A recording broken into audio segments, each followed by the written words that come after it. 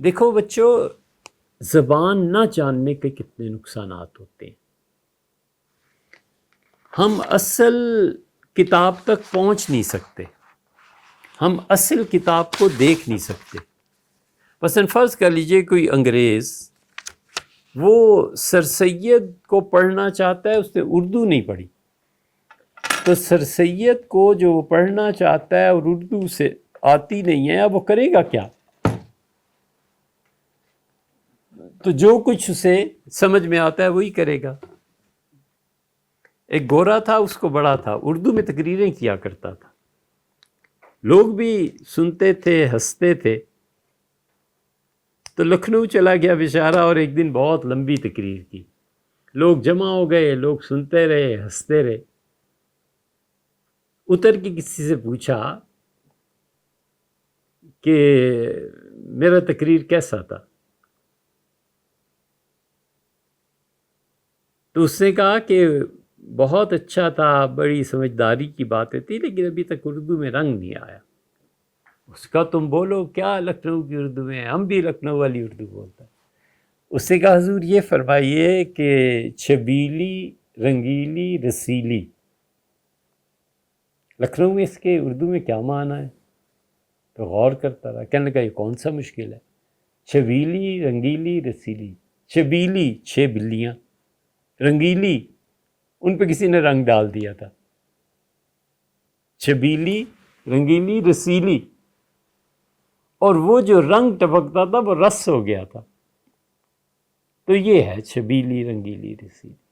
یہ جتنے تمہارے قائدین اس پہ لگے ہوئے ہیں نا، اور آج یہ حضرت انٹرویو دے رہے ہیں، اور آج یہ بچہ بول رہا ہے، اور یہ نشت ثانیہ ہو رہی ہے، اور یہ امت آ رہی ہے، یہ اردو کے ترجمے بھی صحیح نہیں پڑھ سکتے. اتنا معاملہ خراب ہے. اس لیے یہ مقدمہ ابن خلدون جو ہے، اس کے اردو ترجمہ ہے، آپ پڑھ لیں بے شک، لیکن چونکہ آپ اصل کتاب، اصل زبان سے واقف نہیں ہیں. یہ دیکھو ترجمہ کرنے والے کیسے دھوکہ دیتے ہیں. ایک ہے سیدھا سادہ ترجمہ کر دیا، والعیاذ باللہ. ایک پیپر کا ترجمہ کر رہا ہوں، اس میں لکھا ہے کہ حضرت عیسیٰ علیہ السلام خدا کے رشتہ دار، یہی ترجمہ کر دیا. اب یہ کفر میرا، ہمیں کیوں، ہمیں کیا اس سے علاقہ ہے؟ جس مصنف نے لکھا ہے یہ اس کا عقیدہ ہوگا. اب اگر اس کو میں اڑا دوں اور ترجمہ کوئی میں اپنے عقیدے کے مطابق چاہوں، اور میں کہوں کہ یہ مصنف لکھتا ہے کہ عقیدہ یہ رکھنا کہ اللہ تعالیٰ اور عیسیٰ علیہ السلام کے تعلق ہے، یہ کفر ہے، تو یہ خیانت ہے یار. وہ جو مصنف ہے اس نے کفر نہیں لکھا، اس نے اپنا عقیدہ بیان کیا ہے. کیوں سچ کو چھپاتے ہو؟ سارا جھگڑا صرف اتنی سی بات کیا ہے ہمارے ساتھ، ہم کہتے ہیں کفری ہو، سچ بیان کرو، مت بولو. کتاب کچھ کہتی ہے، تم ترجمہ کچھ کرتے ہو. وہ بچے جو پڑھتے ہیں انہیں سمجھ نہیں آتی، جب اوریجنل بک کی طرف رجوع کرتے ہیں تو کچھ کا کچھ لکھا ہوا پاتے ہیں، وہ کدھر جائیں؟ اس کی ایک مثال ابن خلدون کا مقدمہ ہے. آپ اس کے اردو تراجم نکالیے، آپ کو پتہ چلے کہ انہوں نے کیا کیا گڑبڑ کی ہوئی ہے. ابن خلدون کا نظریہ ٹھیک ہے، غلط ہے، صحیح ہے، کچھ ہے، وہی چیز لکھو جو انہوں نے کہی، اس میں ترمیم کرو گے تو تم خائن ہو، خیانت سے کام لیتے ہو. اپنے اکابر کی روایات، اپنے بزرگوں کے قصے، مت جھوٹ بولو، سچی بات کہو، صاف بات کہو. کوئی بھی دین، حتیٰ کہ اسلام، اگر یہ جھوٹ پہ کھڑا ہوتا اور اگر اس میں روایات یہ جو تم بیان کرتے ہو صرف یہی ہوتی، تو ہم تو اس اسلام سے خدا کی پناہ مانگتے ہیں، 1000 بار خدا کی پناہ مانگتے ہیں، اللہ اس جھوٹے دین پہ قائم نہ رکھے. یہ دین اجلا ہے یار، روشن ہے، واضح ہے، سچائی ہے. حضور اقدس صلی اللہ علیہ وسلم کی ذات مبارک بالکل سچائی کے ساتھ آئی تھی. جھوٹ مت بولو، بس یہ. ان کی قیادت سیاسی ہے، وہ بھی جاہل اور جھوٹی ہے. ان کی قیادت کہیں اور سے ہے. جس محکمے اور شعبے میں چلے جاؤ، ماں جب جنم دیتی ہے تو جھوٹ کا چمچہ ان لیڈرز کے منہ میں ڈال دیتی ہے کہ بچے ساری زندگی جھوٹ ہی بولنا. آج کچھ ہے، کل کچھ ہے، آج ایک آدمی یہودی ہے، کل وہ مسلمان ہے، آج وہ اسرائیل کا ایجنٹ ہے، کل ہم اس سے جفیاں ڈال رہے ہیں۔ ہے کوئی دین کا معیار رہ گیا؟ تمہارا کوئی دین ہے؟ اسی طرح تمہارے چھوٹے جب ترجمے کرتے ہیں نا تو اپنے مسلک کے مطابق ترجمے کرتے ہیں، اصل بات نہیں چھیڑتے۔ یہ آخری بات جو ابن خلدون کے بارے میں عرض کر رہے ہیں، آپ دیکھیں ابن خلدون نے بحث کی ہے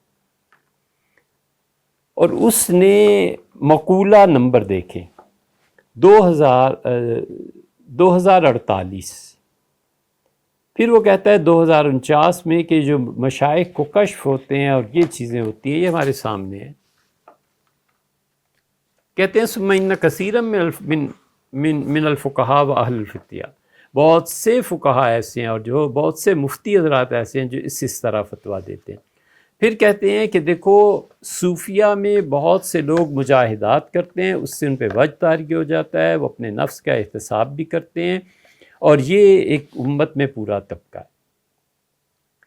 پھر 2049 میں کہتے ہیں کہ وثانیھا الکلام فی الکشف، اور انہیں اس کے نتیجے میں کشف بھی ہوتا ہے اور اللہ تعالیٰ کی صفات کا ادراک بھی ہوتا ہے۔ یہ صوفیہ عرش کے بارے میں گفتگو کرتے ہیں، اللہ کی کرسی کے بارے میں، فرشتوں کے بارے میں، وحی کے بارے میں، نبوت کے بارے میں، روح کے بارے میں، اور جو چیزیں غائب ہیں اور جو چیزیں حاضر ہیں اور اس کائنات میں چیزوں کے کیا اثرات مرتب ہوتے ہیں، صوفیاء کرام رحمہم اللہ سب چیزوں پر بات کرتے۔ وثالثھا 2050، یہ اچھی طرح دیکھنا 2050، وثالثھا التصرفات فی العوالم، اولیاء اللہ کی ارواح اس کائنات میں یہ جتنے بھی جہان ہیں ان میں وہ کیا تبدیلی لاتی ہیں، بے انواع الکرامات، یہ ان کی کرامتیں ہوتی ہیں، صوفیہ اس کے قائل ہیں۔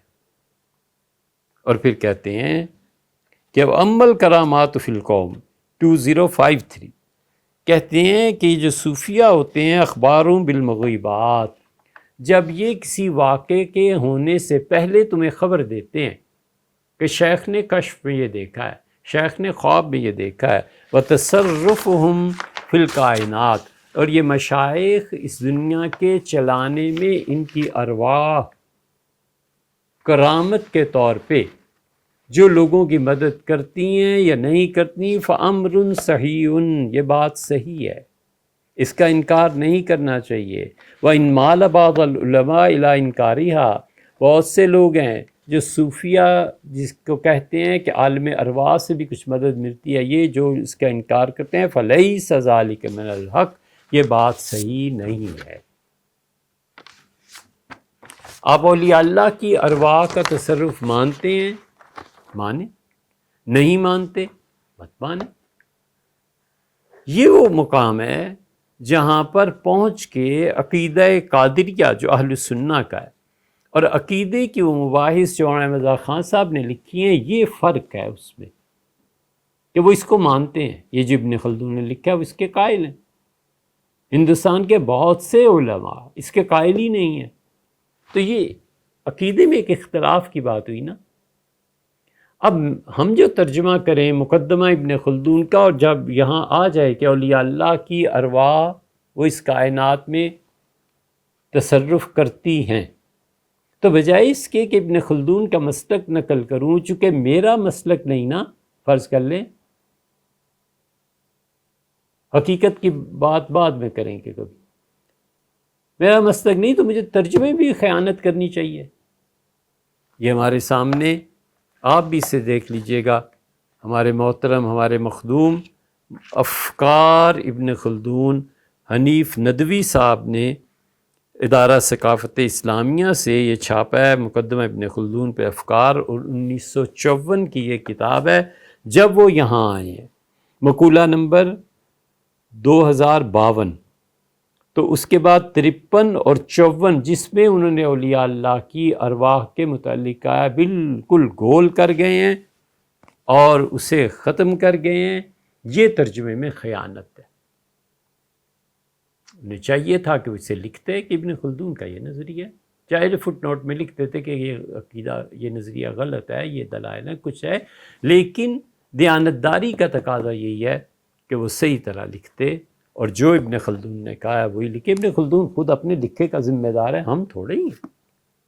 تو اس لیے بچوں، یہ جو اردو ترجمے پڑھ پڑھ کے نا پھر تم کتاب و سنت کو سمجھنے کی کوشش کرتے ہو، اس سے بہتر ہے کہ تم اتنا ہی دین کا کام کرنا چاہتے ہو۔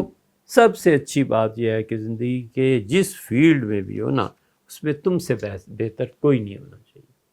اور اس کے بعد حضرت مہدی بھی تشریف لے آئے نا، کسی تحریک میں شامل نہیں ہونا، سیدھا سادہ اپنا پڑھنا ہے، اور جہاں تک ہو سکے اپنے فیلڈ کی محنت کرنی ہے، اور باپ کے مال کو حلال کرنا۔ اگر پھر بھی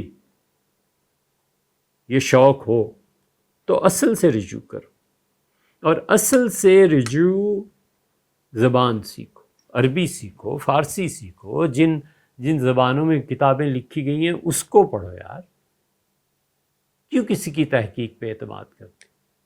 یہ پڑھنے کے بعد سب باتوں کی ایک ہی بات کہ اللہ کے کسی اچھے بندے کی صحبت، ان کے ساتھ رہنا، ان کی سننا، وہ صحبتیں جہاں ایک ایک گھنٹے کی مجلس 10 سال کے مطالعے پہ بھاری ہوتی ہے، اللہ کے ایسے بندے ہمیشہ ان کی صحبتوں میں جاؤ اور اپنے آپ کو ان کے ساتھ باندھ کے رکھو۔